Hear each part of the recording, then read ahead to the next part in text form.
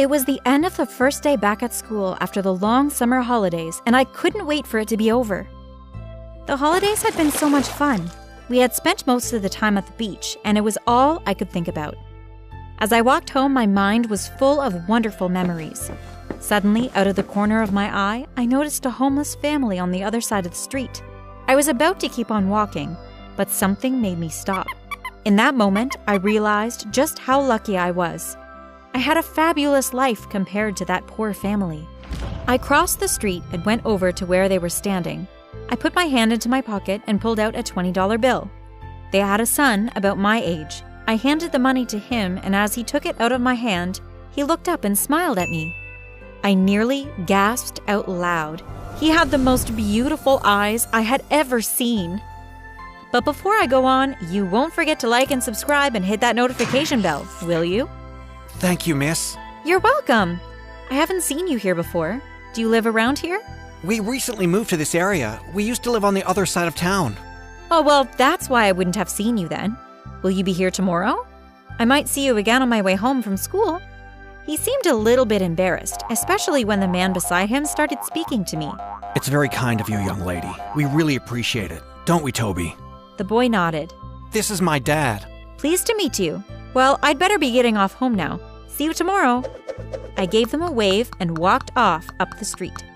When I got home, I couldn't stop thinking about the boy and his beautiful eyes. I didn't care that he was homeless. I mean, people can end up in situations like that through no fault of their own. His dad had seemed like such a nice man, very polite. I felt sure that they were good people.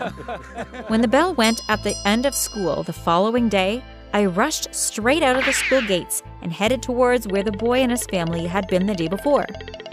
I actually felt a bit nervous, to tell you the truth. My stomach was full of butterflies. When I turned the corner and saw them standing on the other side of the street, my heart did a flip. Yes, they're here. I crossed over and handed them another $20 bill. No, we can't take it. It's too much. Don't be silly. Anyway, it's not for me. It's from my mom. I told her about you and she asked me to give it to you. Well, if you're sure. I am. The boy took the money from me and put it into his pocket. He looked even more embarrassed than he had done the day before. I didn't want him to feel bad, so I made an excuse that I had to be home for dinner and then left them to it. When I got home, I told my mom that I had met up with the family again. I think I'm going to sort out some stuff to give to them. Our garage is full of things that we never use. I'm sure that they could make use of them. Good idea, Becky. I'll sort out a few bits for them too. The following day was Saturday, so I spent the whole morning putting together a bag full of odds and ends for them. But when I handed the boy a bag of things, he looked sad. I'm sorry, I can't accept this. But you have to. It's only stuff that's been sitting around gathering dust in our garage. It's much better to see someone making use of it. He looked so unhappy that it almost broke my heart. Please take it. It would make me so happy if you did. Okay then, I will. Thank you.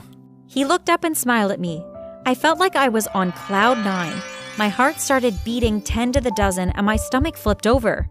That's when it hit me like a ton of bricks. Oh my God, I think I'm in love with this boy. I had never felt like that about anyone ever before. It was hard to know if I really was in love, but I knew one thing for sure. I wanted to see more and more of him. I took a deep breath and pulled on all of my inner strength. Would you like to go out with me?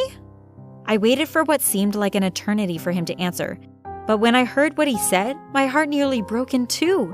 Sorry, no, I'm not interested. I really wanted the ground to open up and swallow me.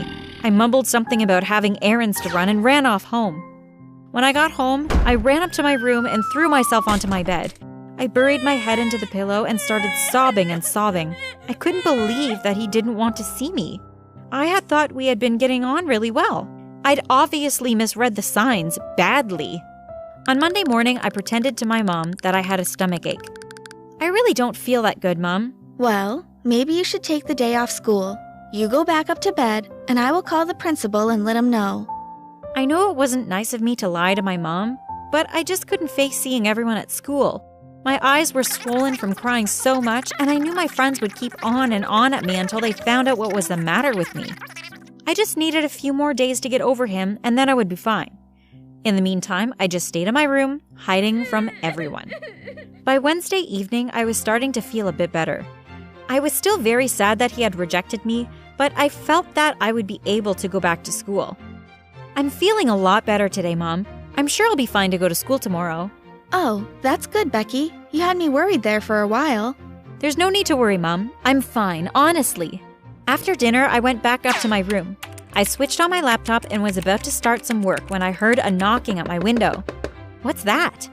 I went over to the window and opened it. You will not believe who was standing in my garden. Toby, the homeless boy. What do you want? I just want to explain to you Explain what? why I can't date you. It's not that I don't like you. It's just that I don't want you dating someone who's homeless. You deserve better than that. But I don't care. I want you. He just sighed, shook his head, and left. The next day after school, I decided I would go and find Toby and his family. But when I got to their usual place, they were nowhere to be seen. I looked up and down the street, but I couldn't see them anywhere. I felt really disappointed, but there was no use hanging around. They had obviously found a new place to stand. I was just about to walk off when I felt someone tap me on my shoulder. I turned around and saw some rich boy standing behind me. I could tell from the clothes he was wearing and his expensive-looking sunglasses that he came from a very wealthy family. Sorry, do I know you? He reached up and took off his sunglasses. Toby! I would recognize those beautiful eyes anywhere. What's going on? I don't understand. I'm sorry I didn't tell you the truth before, Becky. I'm not really homeless. I actually come from a very rich family, but I had to disguise myself as homeless as there are some mean people who are looking for me, so I had to hide. But I met your dad. I mean, he's obviously a really nice guy, but he definitely doesn't look wealthy. That wasn't my dad. That's my bodyguard. He's also pretending to be homeless so he could keep an eye on me. But why did you lie to me? I'm really sorry. I just had to get to know you better before I could let you in on my secret. Can you forgive me? I hesitated for a bit. If there is one thing I hate, it's lying. But he definitely had a good reason, so I decided to forgive him. Okay, I forgive you. So does this mean you will go out with me then? He smiled at me, his beautiful eyes shining brightly. Sure. We started dating and it was wonderful. He was everything I had ever dreamed of. But there was just one thing that wasn't quite right. He never ever invited me to his home. Why can't we ever hang out at your house? Why do you always come to my house? It's just too dangerous for you. I can't risk you getting hurt. If any of these mean people see you, they might try to do something to you to get back at me. I accepted what he said, even though I still had some niggling doubts in my mind. Okay, I understand that you want to protect me, and I really appreciate it. But can you answer something else for me, please? What? How come you wear the exact same clothes all of the time? You never wear anything different. I can't. I don't have time to be able to go home to change my clothes. Oh, right. I guess that does make sense. But even though I said that, I honestly didn't believe it. Surely he would be able to get some of his other clothes somehow. I started to get really suspicious about him. He always acted really shady when I asked him anything about his life. He would immediately change the subject and start talking about something random. I wanted to trust him, but he wasn't making it easy for me. Eventually, I couldn't handle the doubt anymore. I decided that I would follow him home when he left my house that night. See you tomorrow then. Sure. Same time, same place. Bye. Bye. I waited until he had got about 10 meters down the street. Then I crept out of the house and started following him. I made sure to keep my distance so that he wouldn't see me.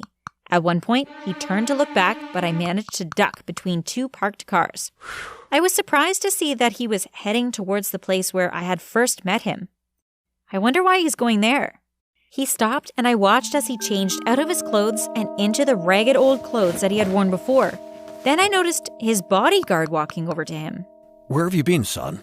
Just out. Come on, we better get to sleep. We need to be up early in the morning to get to the food drive. Okay, Dad.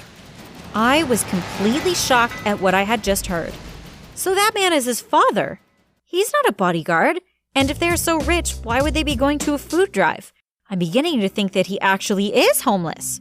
I spent all of the next day going over and over in my head the scene I had witnessed the night before. When Toby arrived at my house, I was ready for him. I've got something to ask you, and I want to know the truth. No more lies, okay? What is it? I saw you last night. I followed you when you left here. I heard you talking. That man is your father, isn't he?